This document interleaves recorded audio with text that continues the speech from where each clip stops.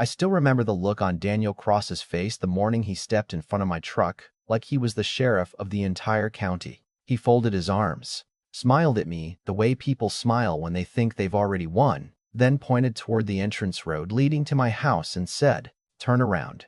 You're not driving another foot on HOA property." 3 neighbors stopped watering their lawns just to watch what they thought would become my public humiliation. But none of them knew something Daniel certainly didn't. The road he was standing on had never legally belonged to the HOA in the first place. 8 months earlier, I'd bought a quiet little house tucked behind a newer subdivision outside Ashford Ridge, North Carolina. It wasn't fancy. No swimming pool, no clubhouse, no tennis courts. Just a comfortable place surrounded by old oak trees where I planned to enjoy retirement after 23 years working for the county. My realtor joked that I had finally traded inspection reports for fishing poles, and honestly, that's exactly how I pictured this chapter of my life. Every morning, I'd pour coffee into an old travel mug, wave at whoever happened to be outside, drive down the paved entrance road through the subdivision, and head toward town. Nobody questioned me. Nobody complained. I even helped one elderly couple change a flat tire during my second week there, and another neighbor borrowed my ladder when his gutters overflowed after a storm. It felt like the kind of community where people mostly minded their own business, and that was more than enough for me. Then, about 3 months after moving in, Daniel Cross was elected president of the Homeowners Association. Some people change when they're handed authority. Daniel became almost unrecognizable. Suddenly, every mailbox had notices taped to it. Grass measurements became neighborhood gossip. Trash cans left out an hour too long somehow became emergencies. If someone parked their pickup on the street overnight, Daniel photographed it before sunrise like he was collecting evidence for a federal investigation. At first, I laughed it off. Every neighborhood has someone who enjoys rules a little too much. I figured he'd eventually get bored. Instead, I somehow became his favorite project. It started with letters tucked inside my mailbox claiming my work trailer looked too commercial for the neighborhood. The funny part was my property wasn't even governed by the HOA. My lot sat just beyond its official boundary, something I'd confirmed before buying the place. The subdivision road simply provided access to my driveway. I politely replied, included a copy of my property survey, and thought that would settle things. It didn't. A week later, another letter appeared saying my mailbox violated community standards. Then another claimed I needed written authorization to park my truck overnight. Then came one demanding I remove a small utility shed sitting entirely on my own land because it supposedly damaged neighborhood aesthetics. I called Daniel hoping a normal conversation might solve whatever misunderstanding had taken root in his mind. Instead, he answered with the confidence of someone who'd never been told no. "If you use our road," he said, "you follow our rules." I remember standing in my kitchen looking out the window at that same road thinking, our road? That choice of words stayed with me longer than the conversation itself. Around that time, I became friendly with my next-door neighbor, Linda Harper, a retired schoolteacher who had lived there since the first houses were built. She lowered her voice one afternoon while handing me tomatoes from her garden and said, "Daniel wasn't always like this. Ever since becoming president, he acts like the subdivision belongs to him personally." She told me several families had quietly moved away after months of constant fines and arguments. Most people simply paid whatever Daniel demanded because fighting him seemed exhausting. I understood exactly what she meant. Peace is valuable, especially after retirement, but peace built on surrender usually doesn't last. Then came the Tuesday morning that changed everything. I walked outside just after sunrise carrying a toolbox, planning to help an old coworker replace fencing on his farm. My truck wasn't where I parked it. At first, I honestly thought someone had stolen it. Then I noticed fresh tire marks leading toward the subdivision entrance and found a bright orange towing receipt hanging from my mailbox. According to the paperwork, my truck had been removed because it was illegally parked on HOA property. The tow yard charged me $240. I lost half a day's work and spent the afternoon listening to Daniel casually explain over the phone that maybe next time I'd learn to respect private property. He actually chuckled before hanging up. That's when something inside me quietly shifted. I wasn't angry because of the money. I wasn't even angry about the truck. I was angry because I recognized the pattern. I'd spent decades watching people misuse authority simply because nobody challenged them. Daniel thought he'd found another easy target. He had no idea he'd just picked a fight with someone who had spent most of his career reading the very county records he was pretending didn't exist. If you'd like to know what happened when Daniel proudly challenged me to bring proof at the next HOA meeting, The monthly HOA board meeting was held inside the clubhouse, a building that always smelled faintly of burnt coffee and old carpet cleaner. I showed up about 15 minutes early, carrying a worn leather folder I'd owned for years. It wasn't meant to intimidate anyone. It simply happened to be the same folder I'd carried through hundreds of county inspections before retirement. A few neighbors glanced at me as I walked in. Some nodded politely. Others looked away, probably hoping they wouldn't get dragged into whatever was about to happen. Linda saved me a seat near the back and whispered, "He's been talking about you all week." I smiled and shrugged. Good. Saves me the trouble of introducing myself. Daniel stood near the front laughing with two board members before the meeting started. Every few minutes he'd look in my direction with the kind of confidence people have when they mistake volume for evidence. Once everyone settled down, the agenda rolled through landscaping contracts, pool maintenance, and next month's community picnic before Daniel finally cleared his throat and announced there was one more matter requiring immediate attention. Unauthorized use of private HOA infrastructure, he said dramatically, looking directly at me. Mr. Carter continues using our access road despite repeated warnings. A few people shifted in their chairs. Someone coughed. Nobody seemed comfortable, but nobody interrupted either. Daniel invited me to stand if I wanted to respond. I did, calmly. No raised voice, no dramatic gestures. Before I answer, I said, I'd like to understand something. Are you officially stating, on behalf of this board, that the access road belongs entirely to the Homeowners Association? Daniel grinned. Absolutely. And you're certain? 100%. Good, I replied quietly. I just wanted everyone here to hear that before we continue. That confidence on his face never changed. Not yet. He leaned against the table and folded his arms again. You keep claiming we're wrong. Mr. Carter, why don't you finally show us your paperwork? Because from where I'm sitting, all you've brought is excuses. A couple nervous chuckles floated through the room. Daniel spread his hands like a game show host inviting applause. Come on, impress us. I opened my folder without saying another word. The first document I placed on the table wasn't even the important one. It was simply my property's recorded survey from the county archives. Large colored boundary lines. Professional seals. Dates. Nothing exciting. Daniel barely looked at it. That proves where your property is, he said dismissively. Not who owns our road. You're right, I answered. That's not the interesting document. Then I slid another sheet across the table. This one immediately caught the attention of the HOA attorney sitting quietly in the corner. Until then, he'd barely looked up from his notebook. Now he leaned forward. The paper was an official county easement filing recorded nearly 12 years before the subdivision itself even existed. It established permanent public access to the parcel sitting beyond what would later become the neighborhood. My parcel. The developer who built the subdivision had accepted that easement decades earlier because county approval depended on guaranteeing my lot could never become landlocked. Daniel frowned for the first time that evening. That doesn't. He stopped mid-sentence and grabbed the document. His eyes moved faster the second time he read it. Where did you get this? He asked. I couldn't help smiling a little. County archives. Same place they've always been. The attorney quietly extended his hand.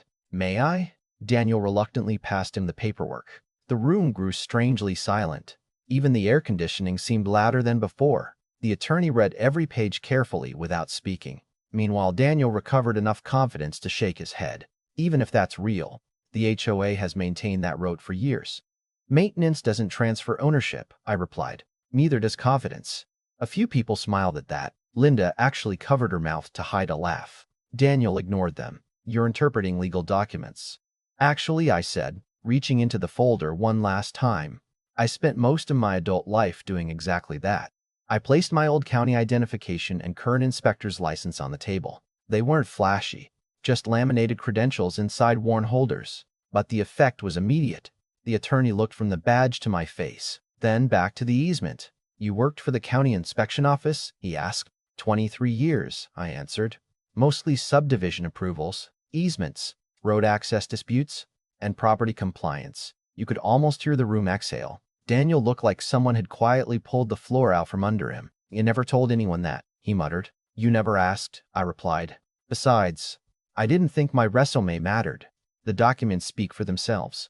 The attorney closed his notebook completely. That tiny motion said more than any speech could have. He turned toward the board. Ladies and gentlemen, based on what I'm reading, I strongly recommend suspending all enforcement actions related to Mr. Carter immediately until this matter is fully reviewed. Daniel's head snapped toward him. You're taking his side. I'm taking the side of recorded county documents. Nobody argued after that. The meeting ended awkwardly with promises to investigate further, but I knew the investigation would only confirm what was already sitting on the table. 3 days later, I received a phone call from someone I hadn't spoken to since retiring. Ethan Brooks still worked at the county planning department. Heard your name came across our office, he laughed. You stirring up trouble in retirement? Actually, I said, trouble found me. After hearing the story, Ethan became serious. You know, if they're denying legal access to a recorded easement, that's more than an HOA disagreement. That can trigger county enforcement. I know. Planning to file? I looked out my kitchen window toward the same road where Daniel had stood blocking my truck just days earlier. I wasn't planning to. I paused. But after they towed my truck, I think they made the decision for me. The paperwork took less than an hour. That's the funny thing about bureaucracy. People imagine it's complicated. But when you spent decades learning where every form goes and which office handles what, the process becomes almost mechanical. I submitted copies of the easement, photographs of the blockade, towing invoices, violation letters, and a timeline documenting every interaction. Nothing emotional, just facts. County investigators don't care about outrage. They care about records. About 2 weeks later, white county vehicles rolled into the subdivision on a quiet Wednesday morning. Survey crews unloaded tripods. Inspectors marked pavement with temporary paint. Residents stepped onto porches wondering what was happening. Daniel came outside wearing that same confident expression I'd seen so many times before. But this time it lasted maybe 30 seconds. One of the inspectors introduced himself, handed Daniel an official notice, and politely informed him the county was conducting an easement compliance investigation. I watched from my driveway without saying a word. Daniel looked across the street at me. For just a second, our eyes met. There wasn't any anger left in his expression anymore, just uncertainty, the kind that appears when someone realizes the story they've been telling everyone is beginning to collapse under the weight of actual evidence. The real turning point, though, didn't happen outside beside the survey crews. It happened behind closed doors a week later, when the county finished reviewing every document the HOA insisted didn't exist, and that meeting would change far more than Daniel Cross ever imagined. The county's final review took less than 10 business days, and when the official findings were released, they landed with all the subtlety of a freight train. Every document I had submitted matched the county archives exactly. The easement had never been abandoned, never amended, never transferred, and certainly never handed over to the homeowners association. The paved road crossing the subdivision remained a protected legal access corridor to my property, exactly as it had been since the original filing decades before the first HOA bylaws were ever written. Suddenly, all those confident speeches about our road sounded embarrassingly hollow. The county ordered the HOA to immediately stop interfering with my access, remove every restriction related to the easement, and reimburse every financial loss directly connected to their improper enforcement. A certified letter arrived at my house 3 days later. Inside was a reimbursement check covering the towing bill, the storage fees, and compensation for the workday I'd lost. Another letter formally withdrew every violation notice Daniel had ever issued against me. Reading it almost felt anticlimactic because, by then, the outcome wasn't really about winning anymore. It was about restoring something that should never have been taken away in the first place. A week later, another HOA meeting was scheduled, and this time the atmosphere couldn't have been more different. The room that once echoed with nervous laughter had become strangely quiet. Neighbors who barely acknowledged me before now walked over to shake my hand. One older gentleman admitted he paid nearly $4,000 in questionable fines over the previous 2 years simply because he believed fighting the board would cost even more. A young couple quietly thanked me because they'd been considering selling their home after months of harassment over minor landscaping issues. Maybe things will finally change, the husband said. Maybe, I answered, but only if people stop assuming authority automatically means someone's right. Daniel entered several minutes late carrying none of his usual swagger. His shoulders were lower. His voice was softer. He didn't even make eye contact with most of the room. When the meeting officially began, the board chair, not Daniel, read a prepared statement acknowledging the county's findings and confirming that the association had acted outside its authority regarding the access road. There wasn't any applause, no dramatic cheering, just a long silence filled with people absorbing the fact that the man who had spent months acting untouchable had been completely wrong. Then came the part nobody expected. One board member asked Daniel directly whether he'd verified the property's legal records before authorizing towing, issuing violations, and blocking access. Daniel hesitated longer than I'd ever seen him hesitate before quietly saying, "I relied on what I believed was correct." The board member didn't let him off that easily. "That's not what I asked." Another silence settled over the room. Finally, Daniel admitted, almost under his breath, "No, I never checked the county filings." You could almost feel the disappointment spreading through the audience, not because he'd made a mistake. Everyone makes mistakes. It was because he'd built months of intimidation on assumptions instead of facts, and every family in that room had lived under the weight of those assumptions. Before the meeting ended, Daniel announced his resignation as HOA president, effective immediately. He didn't offer excuses. He didn't blame the board. He simply gathered his papers, stood up, and walked toward the exit. As he reached the door, he paused for a second and turned back toward me. "You could have told me from the beginning," he said. I thought about that for a moment before answering. "I tried to tell you. You just preferred listening to yourself." He nodded once, almost like he finally understood, then disappeared through the clubhouse doors. That was the last real conversation we ever had. Over the following months, the neighborhood slowly changed. The new HOA leadership hired an independent attorney to review outdated policies.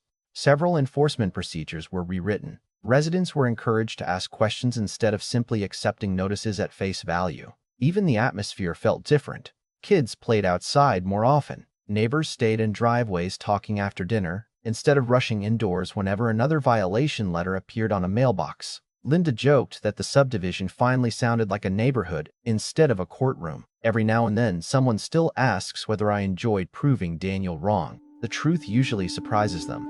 No, I would have preferred never needing to prove anything. Retirement wasn't supposed to become a legal lesson. I bought that little house hoping for quiet mornings, fishing trips, and conversations over backyard fences. But life has a funny way of reminding us that peace isn't something you find once and keep forever. Sometimes peace has to be defended, not with anger or revenge, but with patience, facts, and the willingness to stand your ground when everyone else expects you to step aside. Looking back now, I don't think the biggest mistake Daniel made was blocking my truck or ordering it towed. His biggest mistake was believing confidence could replace truth. The loudest person in the room often sounds convincing, until someone quietly opens the right folder. And maybe that's the real lesson hidden inside this whole experience. If someone in your community claims authority over your property, your rights, or your future, don't assume they're correct simply because they speak with certainty. Ask questions. Read the documents. Verify the facts. Sometimes the difference between losing everything and protecting what's yours is a single page filed decades before anyone thought to look for it. Now, I'd really like to hear what you think. If you had been standing in my shoes, would you have challenged the HOA the moment those first violation letters appeared? Or would you have tried to keep the peace a little longer like I did? And do you think Daniel deserved a second chance after admitting he was wrong? Or had he crossed a line that couldn't be undone? Share your thoughts in the comments because stories like this always spark interesting conversations. If you enjoyed this one, don't forget to like the video, subscribe to the channel, and share it with someone who believes standing up for what's right is always worth the effort, even when you're standing alone at the beginning.